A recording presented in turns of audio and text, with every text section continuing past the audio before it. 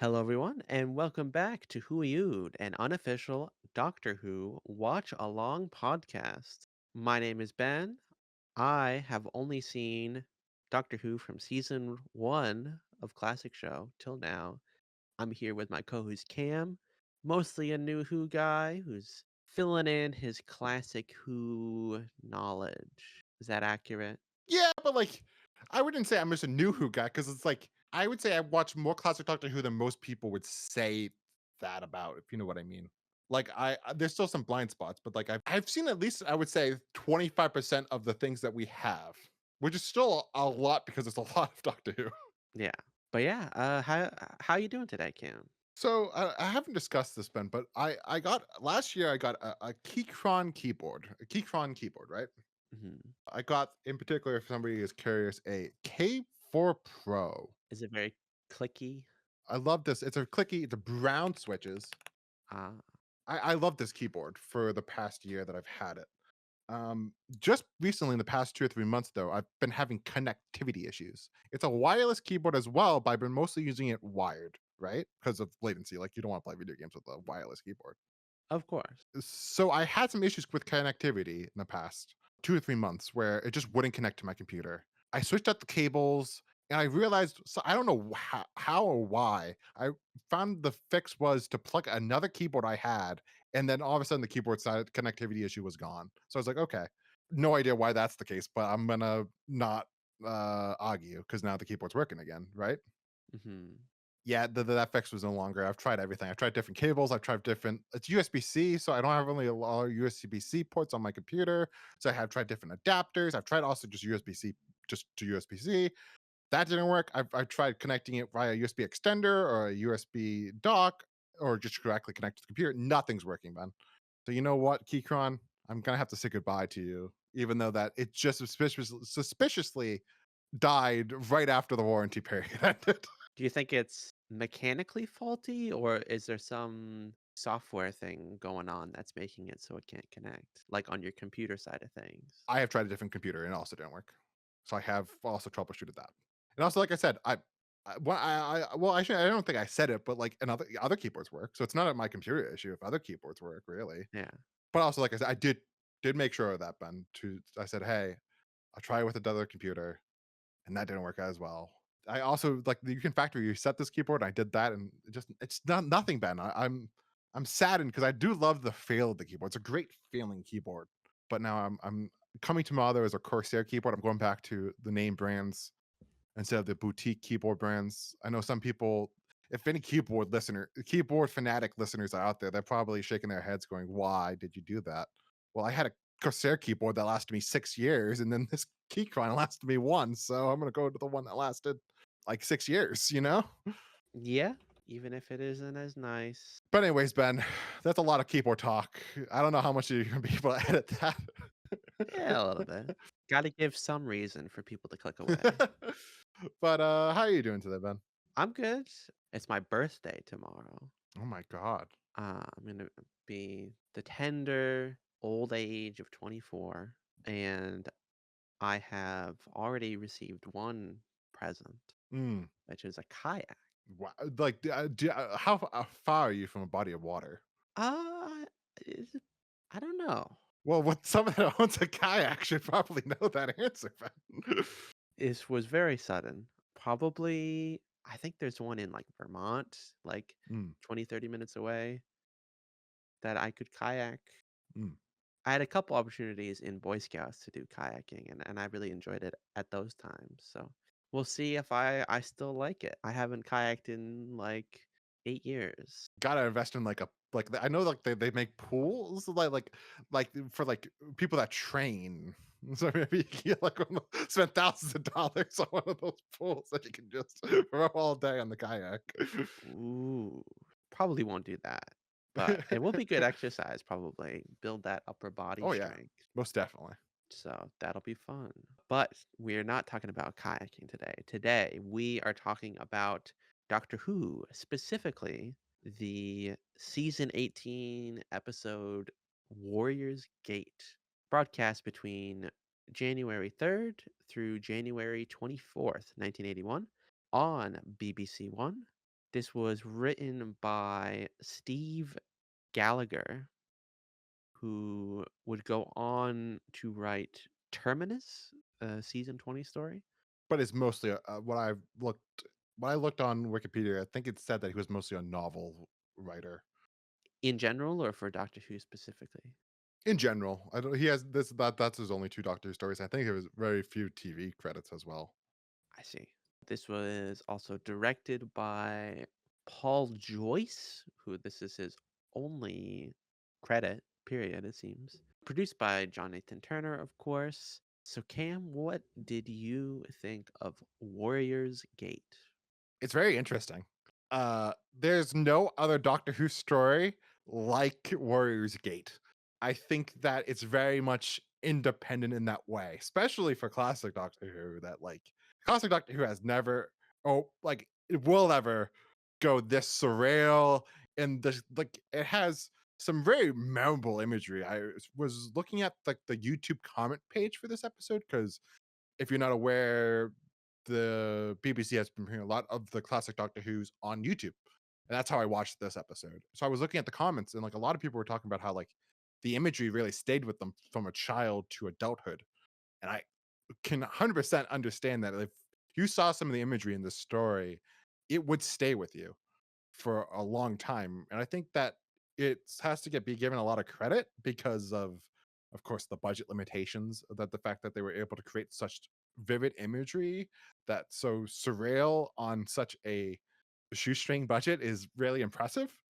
And the ideas in the story is really creative, even though I think that the main flaw of this story is that it's a bit confusing and a bit like on a first watch, I'm kind of just stunned and it's a kind of alienating. I am very curious to see how this holds up on a second or third watch, or even a fourth watch. That I think I might enjoy it even more than I did this watch. But this watch, I was a little bit left surprised. I would say is the best way I can describe Warriors Gate. What did you think of it, Ben? Yeah, a lot of similar thoughts. It's a very interesting story. Mostly, I found it confusing. It's juggling a lot of different high concept ideas. And I maybe I was just like zoning out, or I thought maybe I was, but maybe it sounds like it's not just me. I struggled to follow exactly what was happening. There's different universes. What's behind the mirror? He's jumping through time periods. There's like this black and white dimension. Like there's a lot going on here. And I'm not sure what it all means. And I think maybe on a second or third watch, it might be more comprehensible. I thought that like the best way you can summarize the story is that I feel like anybody that watched this for the first time, they were like, "Okay, here's a quiz afterwards. So we're gonna quiz you on this story." I feel like a majority of people the first time would just fail it and would not pass the exam, if you know what I mean. Yeah, but it's very, very interesting. Of course, the big thing with this story is the departure of two long-lasting companions. Which I don't know if you want to talk about that now or later on. Let's talk about that later because I want have some more things to say about just the story overall, right? Yeah. Like, I just wanted to mention that I think that I respect this episode a lot just because imagine being a family in 1980 watching this. Hmm. This would have been so alienating to like the 6-year-old watching it and as well as the 50-year-old dad. Yeah. This is very much, I would say, aimed for more of a teenage or 20 something audience that's much more open to non-standard storytelling, if that makes sense. I can't even imagine what a small child would think of this story. Like a small child, I would imagine would probably still enjoy it just because of the imagery of the story. Hmm. But I don't know if they'll be able to they might be bored by it, as well as the dad that's 50 years old might also be bored by it, because he just doesn't vibe with the story, but, like, as well as let's not forget, though, that at the end of the day, if somebody told me that this was their favorite Doctor Who story or one of their favorite classic Doctor Who stories, I would understand that take. Yeah. Even though I don't agree with it, I could understand why somebody would say, "This is one of the best stories that they have seen." There's definitely I there's an argument to be made. I could understand someone's perspective that they really enjoying it. It's kinda like part 1 of The Mind Robber, just Yeah. elevated it, that's the whole story, which I really like that, part 1 of Mind Robber. But this almost just feels like too much. Like, I don't know what's happening. No, it's like there's a whole point of the story where I'm kind of like, I think I understand it, but also like, what is happening here? Like, if you were expecting in this conversation a deep analysis of what this story means and the plot, like I'm so happy that we don't discuss like plot by plot in this show because this episode would have been so difficult to be like, oh yeah, then this thing happened and then this thing happened because I'm like things were happening and sometimes I was like this is cool and then other times I'm like what the hell's going on here? Yeah. It's jumping way ahead from the normal kind of order of operations, but I think if I were to try and improve this story, I would keep a lot of the imagery, but kind of consolidate some of these ideas of the mirror and the gate and E-Space and N-Space. There's this kind of white void. I would try and consolidate those things into just one or two things. Well, I think it's kind of telling that if you quoting Wikipedia, if you go to the production notes on this one, the it says that they remember Barry Letts came in for an executive producer role this season. He found it confusing, and as well as John Nathan Turner found the story to be too complicated and didn't really fix it because he wasn't really involved with the scripts. So like it definitely needed another pass in there just to simplify some of the ideas and keep some of the surrealist imagery, but maybe have some more ideas be more attainable to a more general audience. Yeah. What to talk about next, Ben? Because we have the. Do you want to talk about Leela now, or do you want to talk about that later? Not Leela. I said Leela. I mean Romana. Let's save the departing companions. What did you think of some of the other characters here? What did you think of Rorvik is apparently his name? That kind of crew as the main villains, I guess. They were fine. I didn't really find an attachment to them, which is I think was part of the problem with the story is that like I wasn't like fully on board with those characters or like not on board with them, but like I wasn't like I didn't fully understand where they were coming from and what their motives are. Except for we need to just enslave these people and use their like their time powers. I mean, I guess they're just slave traders. That's how you navigate time is by using the thought projections of this one particular lion species. Yeah. Which what did you think of their the special effects for them? The Tharil race or the like, The race, Ben. I mean, I've seen worse. Definitely, I mean, it's not as good as the lion in Wizard of Oz, It's kind of in the same history. It's in the same camp as like the Primords and Inferno. but unique. Is it unique though?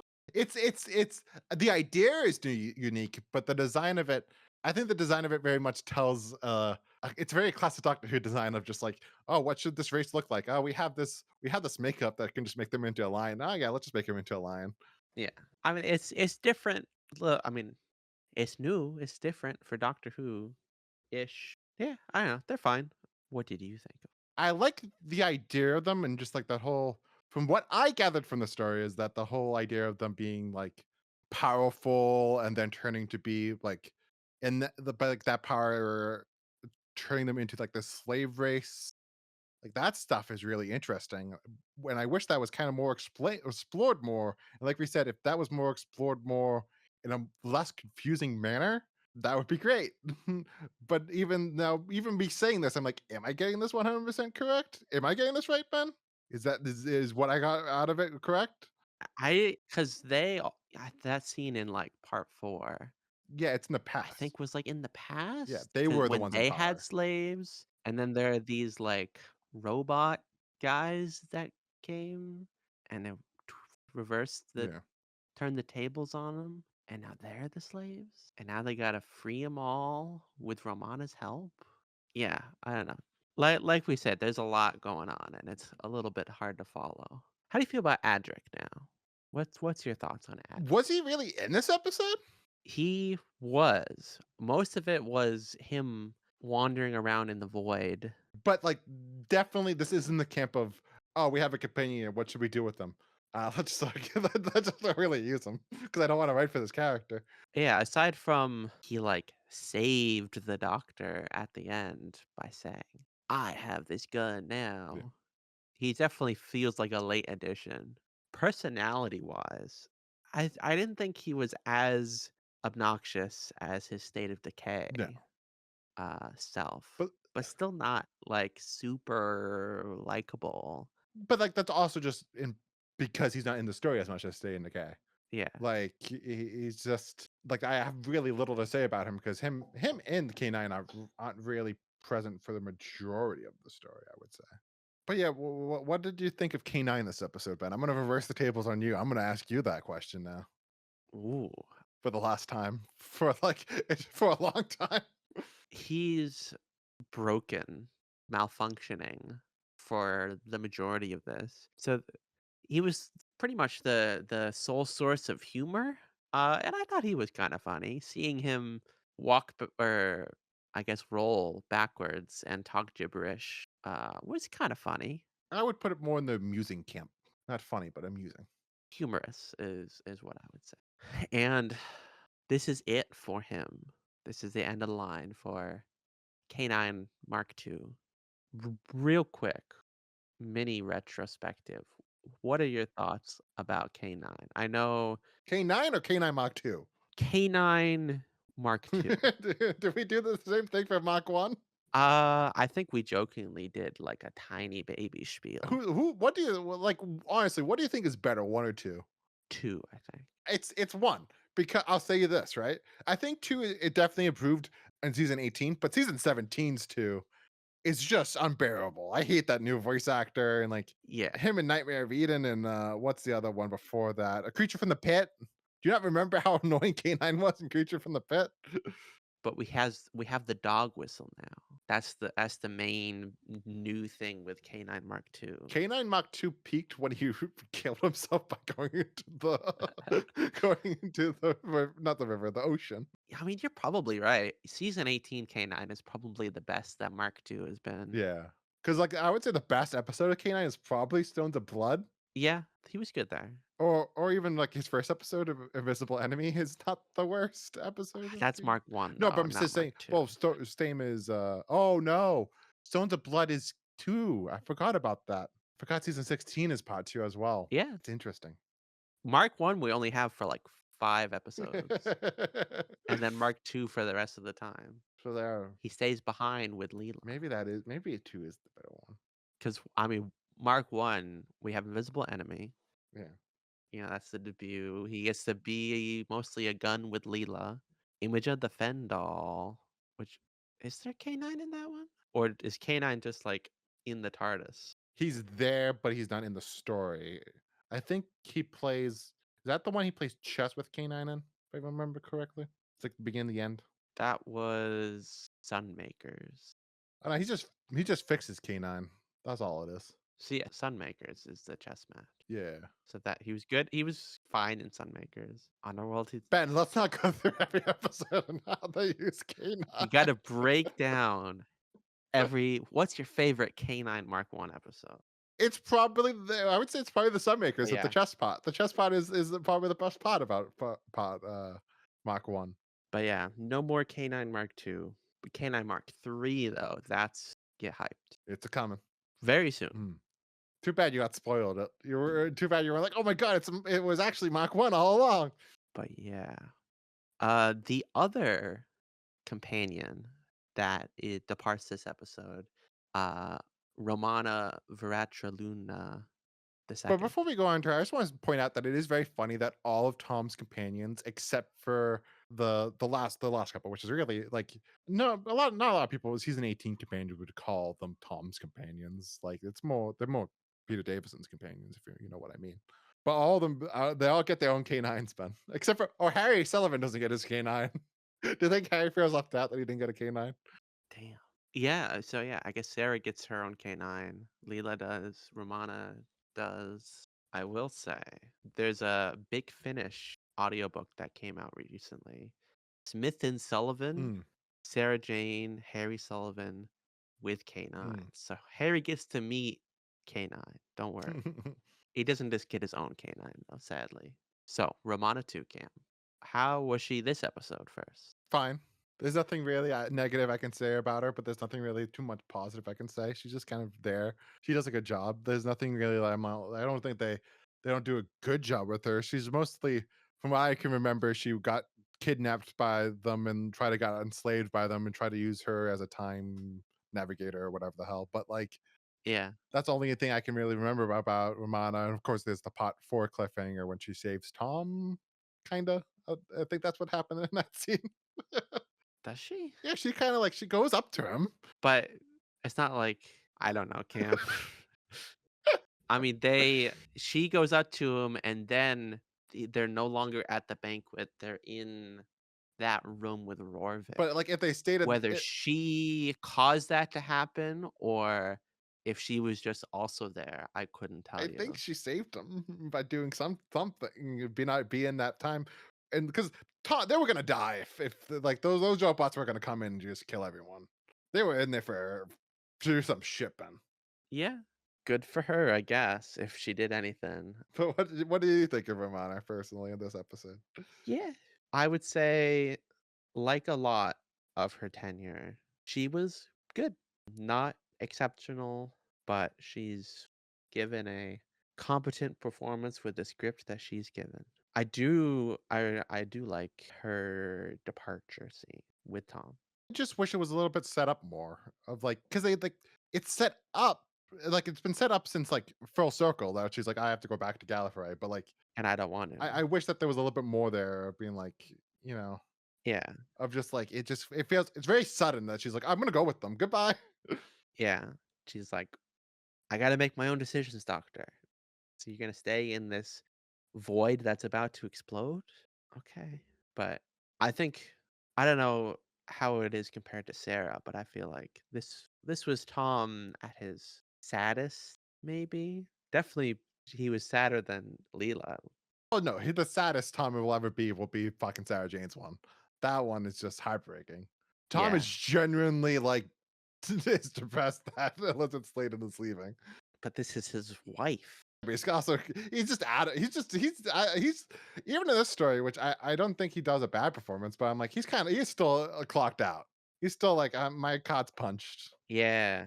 I was rewatching the like last couple minutes of this episode earlier. And when it's just him and Adric, the doctor, he's saying the lines, but he's totally like zoned out, looking off into nowhere. He's just thinking about that bear at the end of the day, man. Yep. But it was a good goodbye. So goodbye, Romana. Goodbye, K9. What did you think of Romana 2 as a whole? An improvement over Romano 1 just because I think the writing has improved for a lot of stories. There's some duds that's like, oh no, this is just Romano 1 again.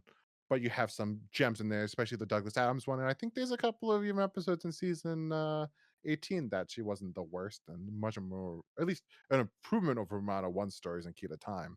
But I think honestly, at the end of the day, a lot of it is just I think Lala Ward's a great actress. And she Yeah, can play that act that role. Not saying Mary Tam is a bad actress, but I think that there's a charisma that Lala Ward has that I think Mary Tam is kind of lacking. That I can kind of when she says something, I just buy it. I'm just like, okay, let's go. And is this you can obviously tell Tom and her have chemistry. So it's just fun to watch mhm, them talk to each other and like that Time Lords, like they're both on high minds and just they're back bickering back and forth. It's there's some good stuff there with Romana 1 with the Doctor and Romana, but there's a lot of great stuff with Romana 2 and the Doctor. absolutely. And like City of Death alone just kind of makes it so of like, yeah, it's great. They're great together. Yeah. Is she one of the goats though? It's hard. I think I prefer the Sarah Jane, I prefer Leela over Romana 2 still.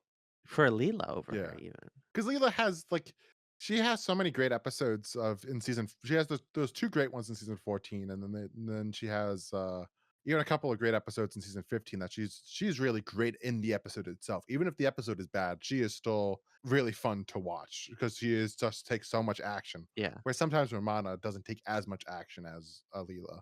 yeah. But I find it just disappointing that they haven't brought back Romana at all. Like, of course, not to get too much into it, but like in the expanded media, she becomes president of Gallifrey. Yeah, I was aware of that, which the ending for this kinda came out of left field because I figured they would make it out of E-Space and they would go to Gallifrey, and they would say, "Romana, we want you to be Yeah. president." "Oh, okay." I did not expect her to stay in this.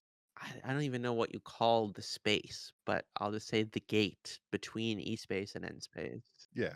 The mirror space. Again, it's very, unclear, but staying in this in between, she says she's gonna explore E-Space and do stuff. I don't know how she ends up on Gallifrey She's a Time as Lord. president. She's like debatably, not even debatably, the show kind of establishes that she's smarter than the Doctor. So if anyone could build a TARDIS or grow a TARDIS or whatever the hell, True. I mean, they say K9 Mark II has all the schematics for the TARDIS, yeah. and they're gonna build one. But then they always so establish the show that TARDIS isn't built; it's grown. Ben, It's grown it's grown. from what? TARDIS seeds, Ben.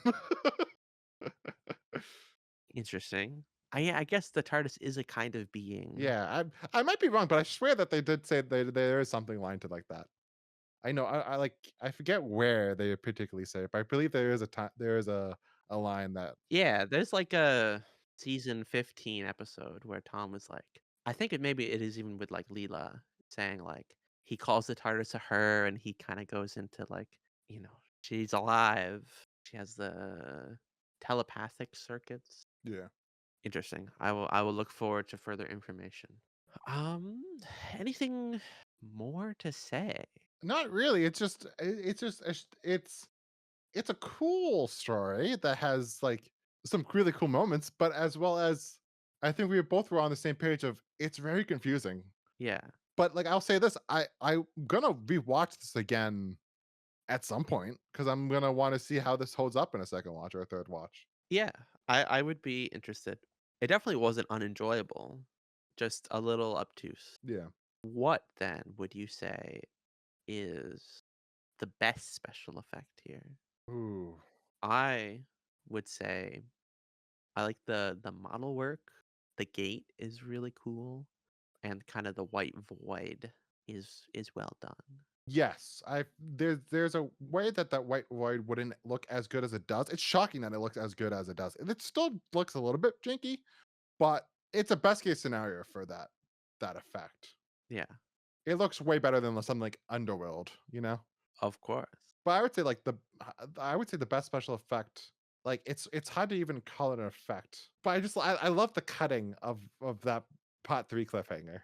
It's such a cool cliffhanger of just like visuals in like match cutting and Just like dissolves. the fade between the axe coming Yeah, down and then now it's covered in yeah. cobwebs.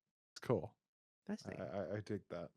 Worst, I would say there's a lot of like digital camera effects here. Like zooming, shaking, ghostly images of people behind them as they walk. Uh it's I can appreciate some of the cheesiness, but none of it looks good. Say it's like again, sorry people if you enjoy the story and we're thinking we didn't pay attention fully, but like that black and white world that they're in at the end. Yeah, it's like photographs or something. Yeah, like I think that in fact it kind of looks cool, but also it does kind of look bad. I'm specifically thinking of in part 1, you have one of like the dumb guys. He's flipping a coin and it goes up in the air and it freezes and we like zoom into it and we see all it's like 10 pixels of the coin. But I appreciate an effect like that to be honest. That it's like, oh, the director's trying. I mean it's cheesy. Improvements would Make it say less confusing. yeah, it needs a second draft, consolidating some ideas, and it needs a stronger villain. Yeah. The stakes need to be more clear. Yeah. Because God, imagine if you So got like a Terrence Dicks or a Robert Holmes coming in there fixing some of this stuff. It would have made a this story would be great if they had a script editor that was like much more like structure oriented and like, okay, we're gonna like give a rhythm to the story, which I think that's part of the problem with the story. The rhythm is just slightly off. yeah. So this is the end of the E-Space Trilogy. What do you think of these 3 episodes as a whole in this alternate green universe? See, I don't know. I think a part of it might just be because we're out of the Graham Williams era, and just anything different would be refreshing.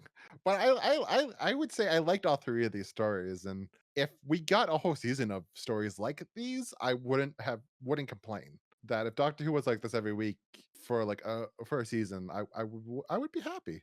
Yeah, These were all solid episodes, man. I would agree. It's trying something very new and it is very appreciated after Graham Williams. All right. Is it time for cliffhangers? Yes, Ben. It's time for cliffbangers. So one in the gate, I think is the name of this structure. One of the skeletal guards raises their axe to attack the doctor. Who? It's a POV of one of the Tharil slaves climbing up the stairs, approaching Romana, who screams in fear. And then three, of course, there's this Tharil banquet. Skeletal guards go and they're attacking. Romana rushes in and says, "Doctor, danger!" And then suddenly cuts and they find themselves in the other hall in the future with Rorvik and his men surrounding him. There's a lot going on there. Yes. Which is that the best Yeah, one? 1000%. That's the best special. That's the best cliffhanger in my opinion. It's the most visually like it's the most one that makes you like stand up and go, "Oh, what's going to happen now?" Yeah. I agree. I kind of like two though. The like POV kind of handheld camera, almost kind of horror-y of approaching Romana and her belting out a scream. For the record, I do like all of them. I think all of the cliffhangers are strong this episode. This serial. Yeah. So Cam, how would you rate this episode? Okay. I rated Stones of Blood as 7.8. Is this better than Stones of Blood?